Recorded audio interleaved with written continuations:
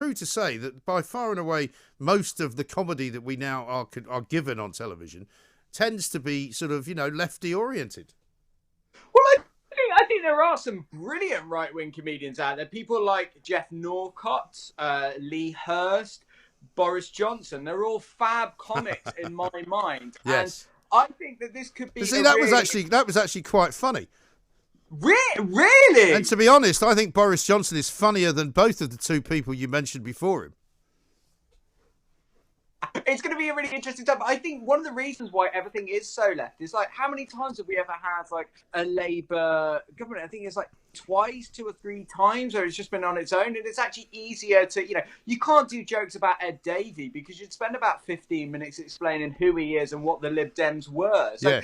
it's one of the things that I think is a very easy target. Things like Brexit, Trump, all of those things, and actually I think now redressing the balance and actually getting a little bit of the other side there could be really good.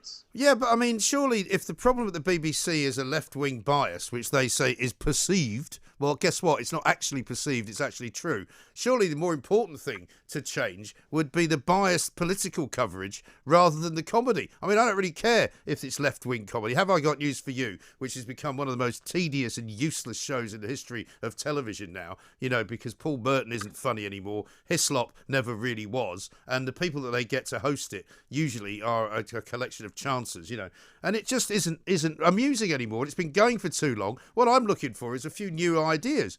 But you don't get any new ideas. You just get the same old people trotted out on like Mock the Week. I mean, it's a hideously, hopeless show. It's just not very funny. I mean, I'm quite happy to laugh at left-wing jokes or right-wing jokes. I don't really care. As long as they're funny, I'll forgive any comedian.